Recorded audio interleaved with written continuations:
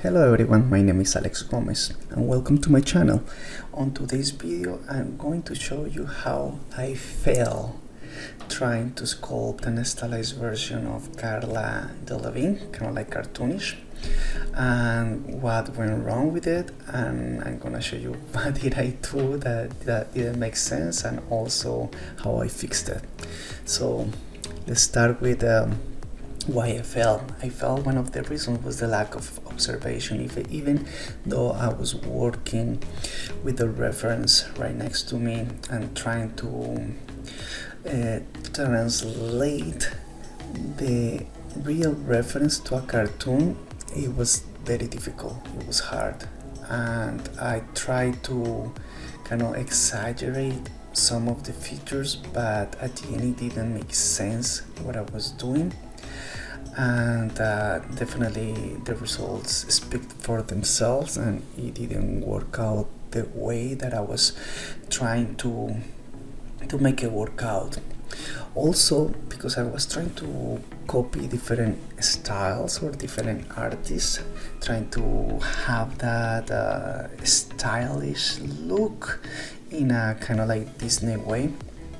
And let's put an example. Carlos Ortega, one of my favorite 3D artists, he actually designs his own characters, something that I like, something that I would love to do, and I kind of like tried to do it, but it didn't work out because I'm not like a character designer at all. I wish I have the skills. I think I'm gonna start working on developing that skills, because I think it's really important to have it if you want to create your own characters. So I think that was one of the issues that I have, was trying to imitate something that wasn't as natural for me, and I felt big way doing that. But yeah, I definitely want to start trying to develop my character style and develop, probably like going from 2D, having a design to work from, having a reference design, work on a sketch, and from that sketch start representing my sculpts in 3D or in Zbrush. I think it will be very important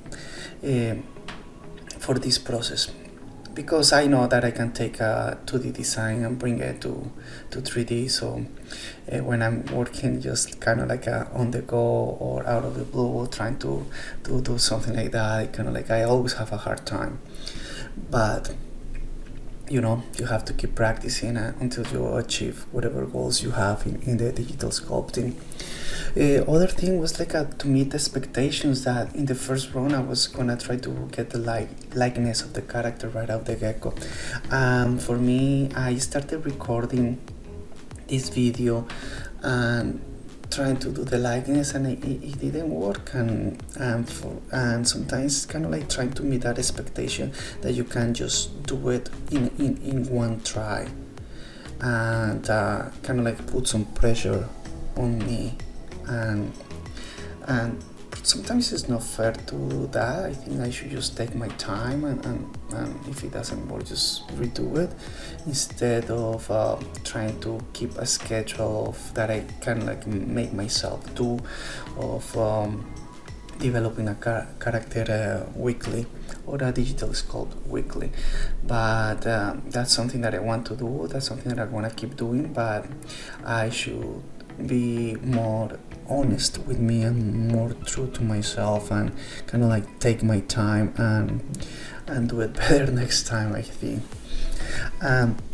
Obviously I definitely have to overcome those fears, overcome that you know, that I'm gonna fail, overcome that you guys gonna fail as well. And I think it's really important, because every time that you fail, every time you're learning something that you make wrong and you can improve.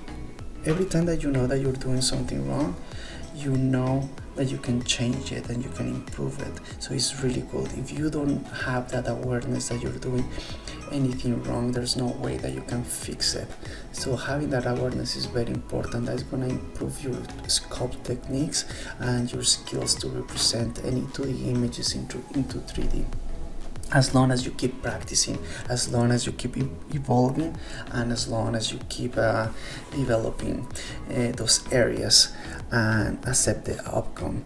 Because one of the things that really made me realize that you have to be more observant into your reference. You have to observe, you have to pay attention to every single detail, pay attention to every single shape, features, proportions, and so on.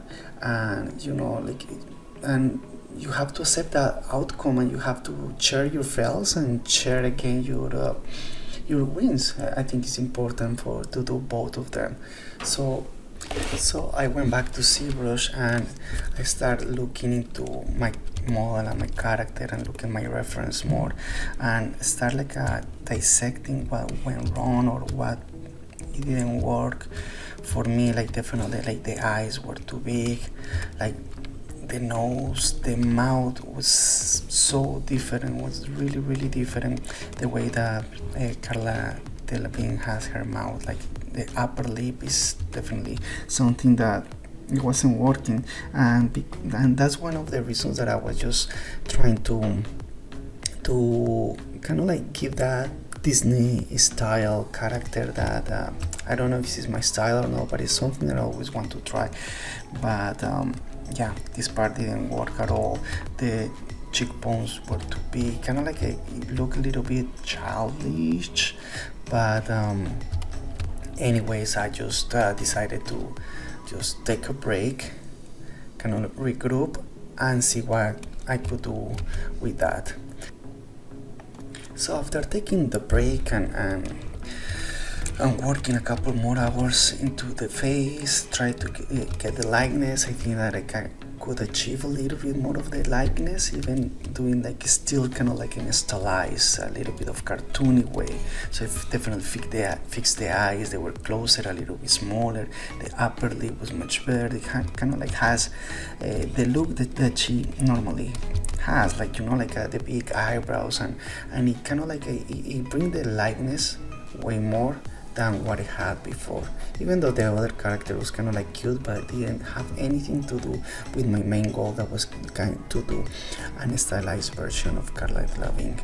So that's one of the things that I definitely noticed, that I definitely improved, and I kind of I was happy with the result after kind of being so different of my expectations in the beginning. So it's okay to fail, there's no problem if you guys fail, as long as you regroup, go back, fix it, and learn from it. So I think that was a really good experience.